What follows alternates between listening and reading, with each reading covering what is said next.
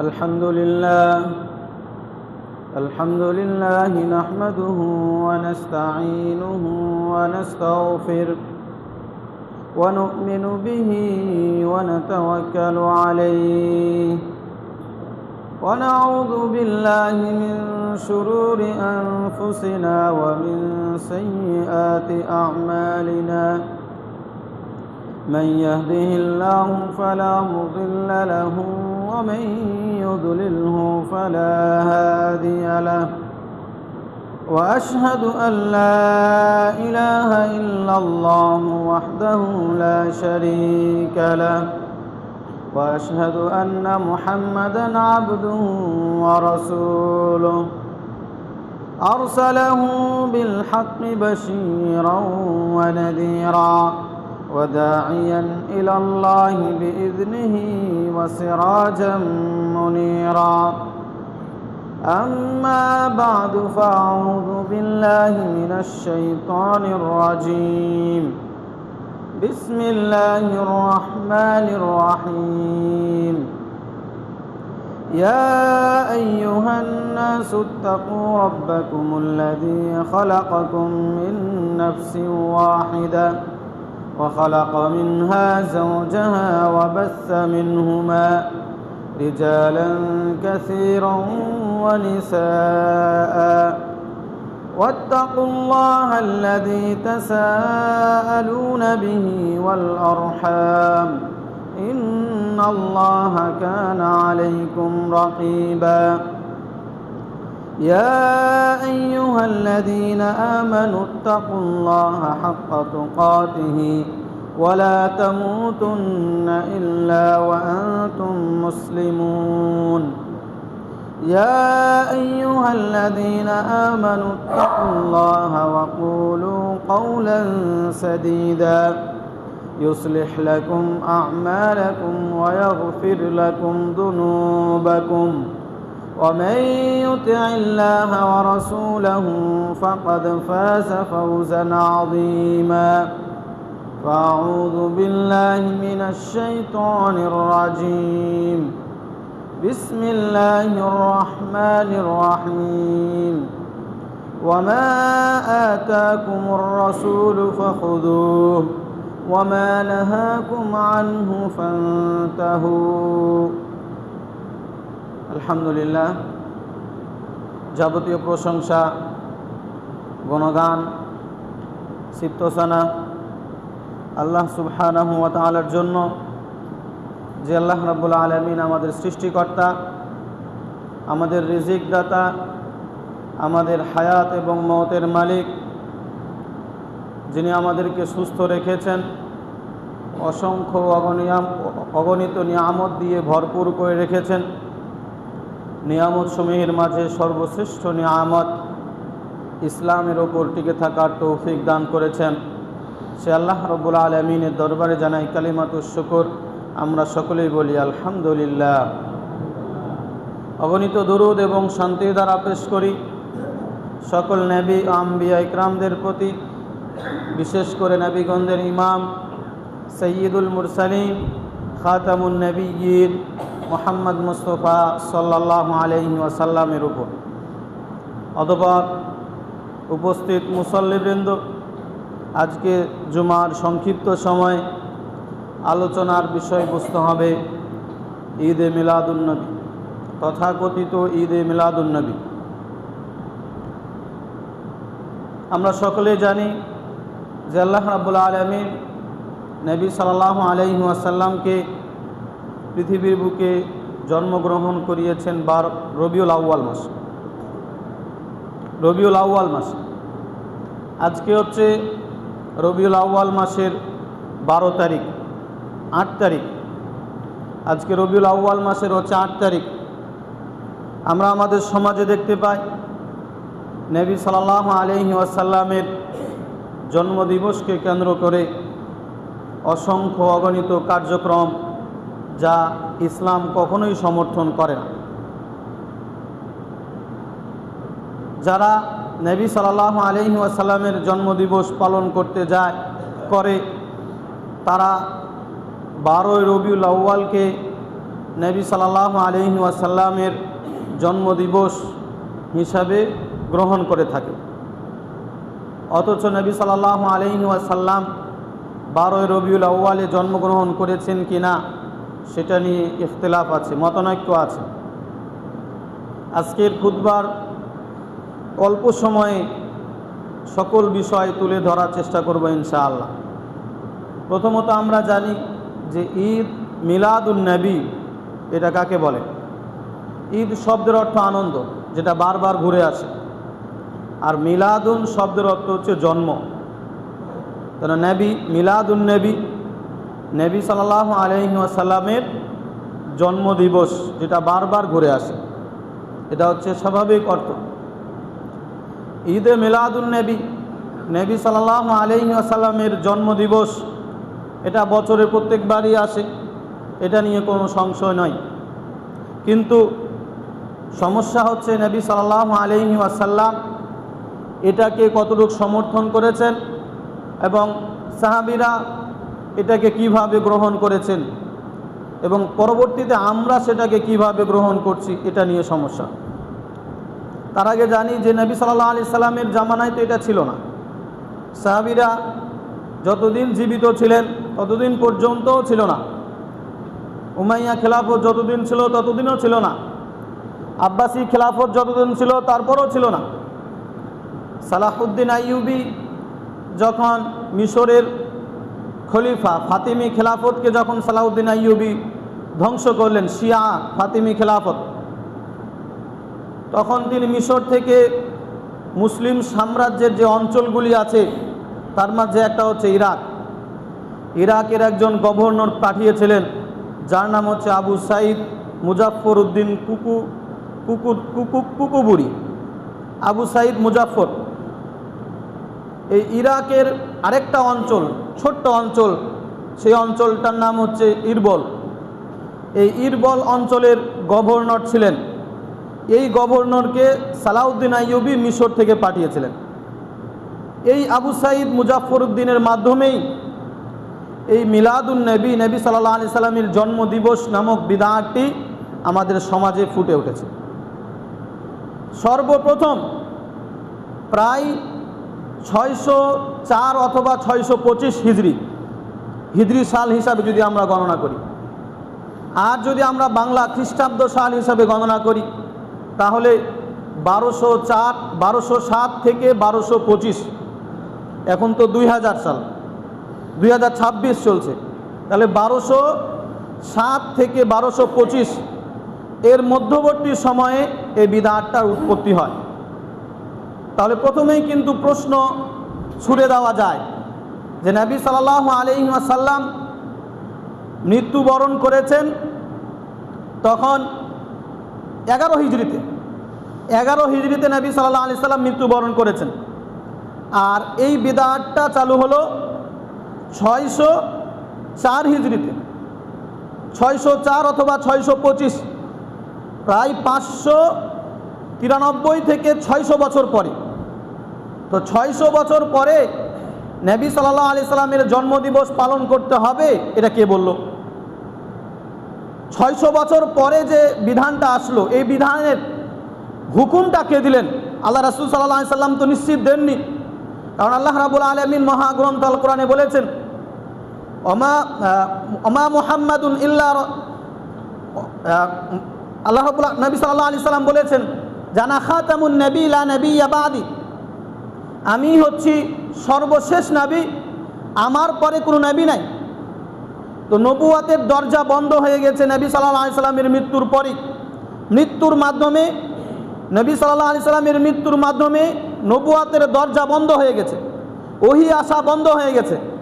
তাহলে নবী সাল্লাল্লাহু আলাইহি সাল্লামের মৃত্যুর 600 বছর পরে যে বিধানটা, যে বিষয়টা চালু হলো, সেটার আবশ্যকতা করলো কে করলো? এটার কোনো অস্তিত্ব খুঁজে পাওয়া যাচ্ছে না। কেউ কোনো অস্তিত্ব খুঁজে পাচ্ছে না, পাবেও না।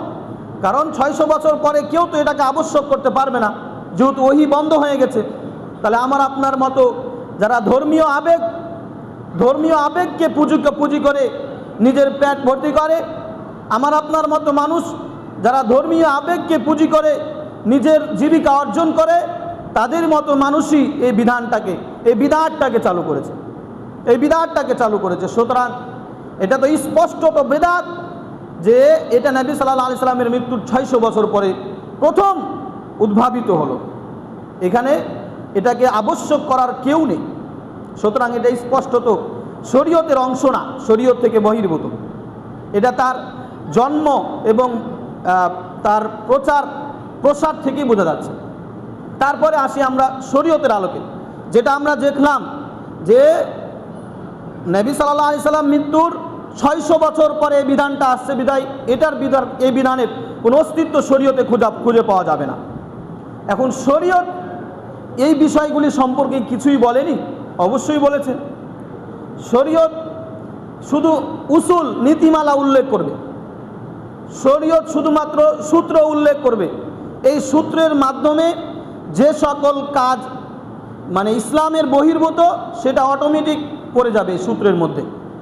যেমন আল্লাহ রাব্বুল আলামিন মহাগ্রন্থ আল কোরআনে বলেছেন, ওমা আতাকুমুর রাসূলু ফাখুযু ওমা নাহাকুম আনহু ফান্তাহু।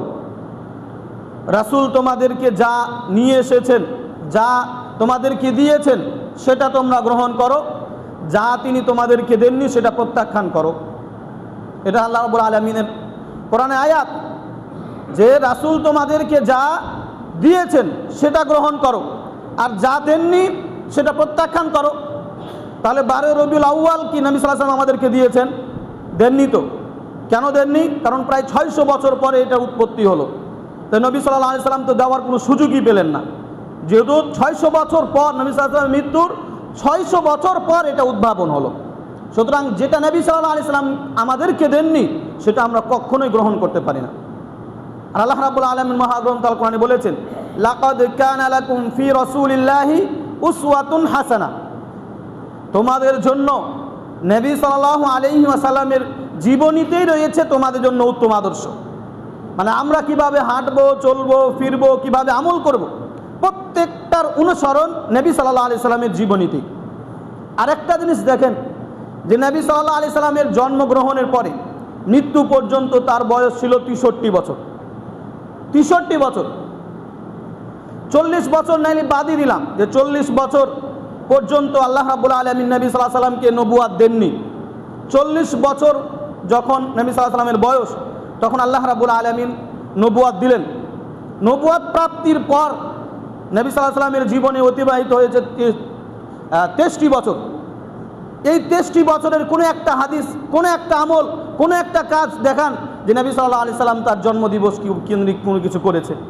নাই তো। 40 বছর যদি আমরা বাদই দিই যে না 40 বছরে নবী সাল্লাল্লাহু আলাইহি সাল্লাম যে কাজ করেছেন সেটা আমরা মানলাম না, 40 বছর পরে 23 বছরের জিন্দেগিতে যেটাতে আল্লাহ রাব্বুল আলামিন কোরআন নাজিল করলেন, নবী সাল্লাল্লাহু আলাইহি সাল্লামের ওপর হাদিস আসলো, কোরআন এবং এই হাদিসের 23 বছরের জিন্দেগিতে কোনো একটা আয়াত এবং কোনো একটা হাদিস দিয়ে প্রমাণিত হয় না যে নবী সাল্লাল্লাহু আলাইহি সাল্লাম এই 23 বছরে অন্ততপক্ষে এই দিনগুলি পালন করেছেন।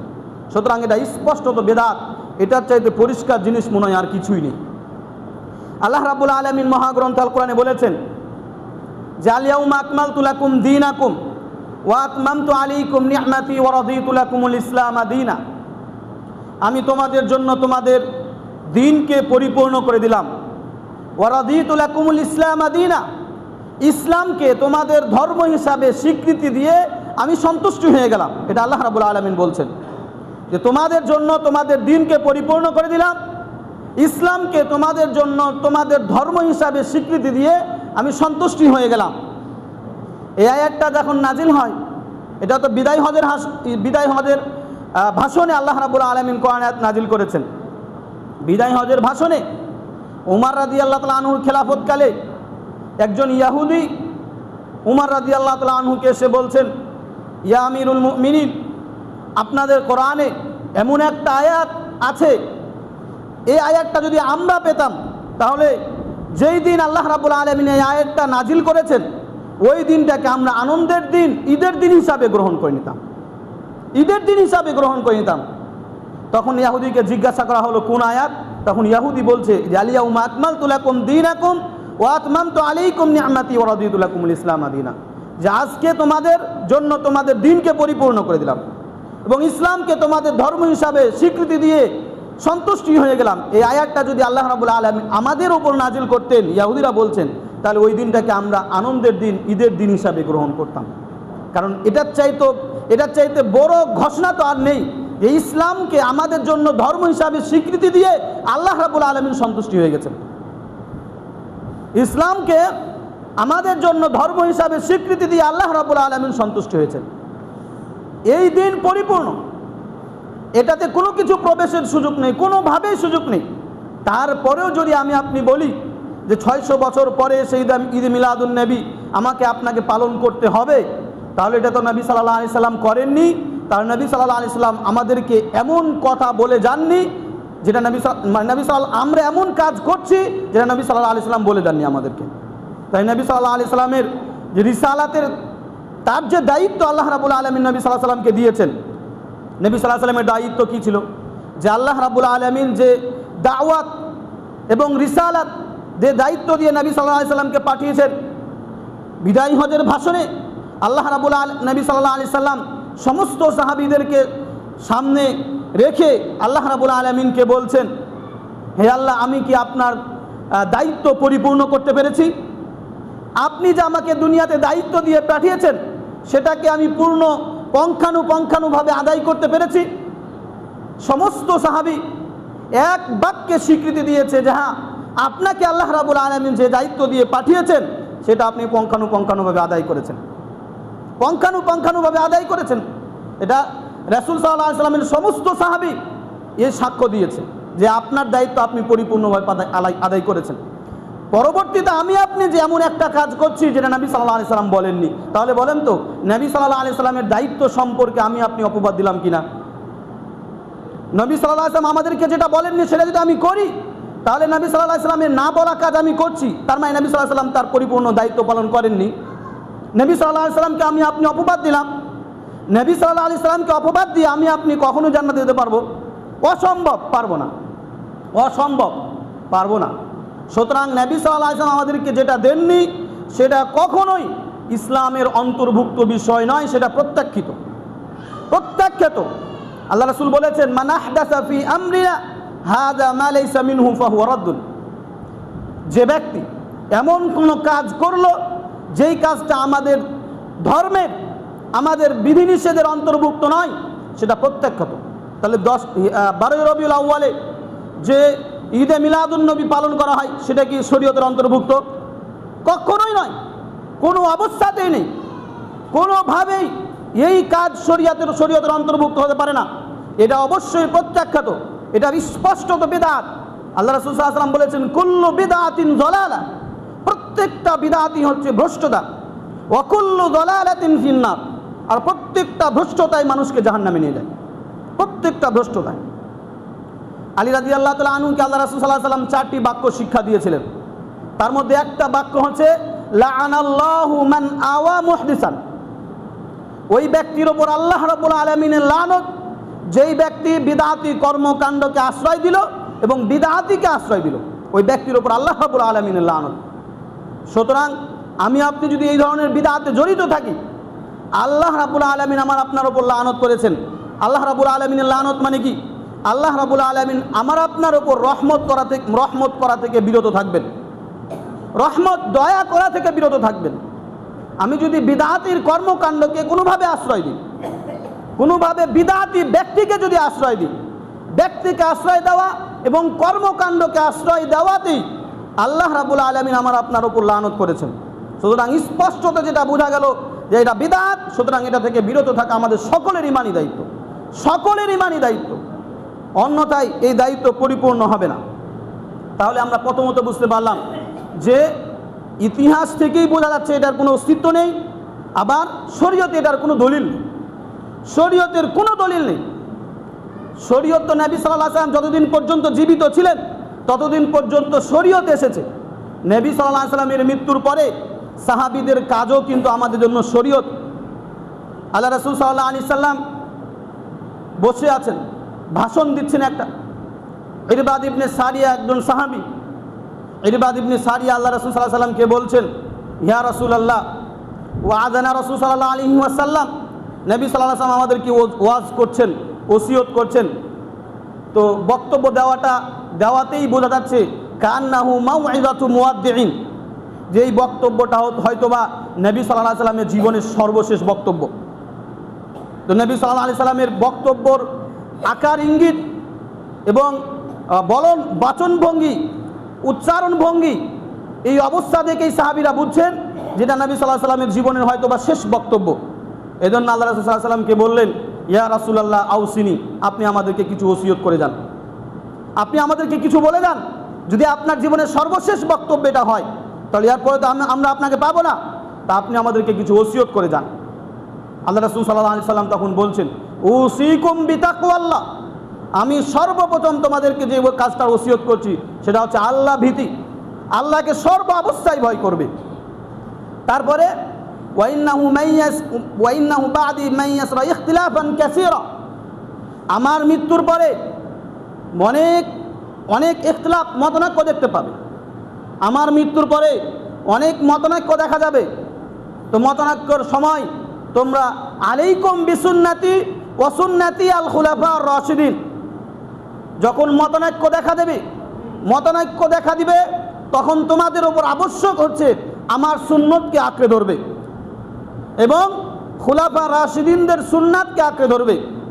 আমার সুন্নতকে আঁকড়ে ধরবে এবং খুলাফা রাশিদিনদের সুন্নাতকে আঁকড়ে ধরবে। খুলাফা রাশিদিন কারা? চারজন, আবু বকর রাদিয়াল্লাহু তাআলা আনহু, উমর রাদিয়াল্লাহু তাআলা আনহু, আলী রাদিয়াল্লাহু তাআলা, উসমান রাদিয়াল্লাহু তাআলা আনহু, আলী রাদিয়াল্লাহু তাআলা আনহু। এই চারজনের আমলকে, এই চারজনের সুন্নাতকে আঁকড়ে ধরবে। তো এই চারজনের সুন্নাতকে যদি আমরা ধরি, এই চারজনের জীবনীতে নবী সাল্লাল্লাহু আলাইহি সাল্লামের মৃত্যুর পর থেকে প্রায় 30 থেকে 31 বছর গেছে খেলাফতকাল। খোলাফা রাশিদিনদের খেলাফতকাল গিয়েছে 30 বছর।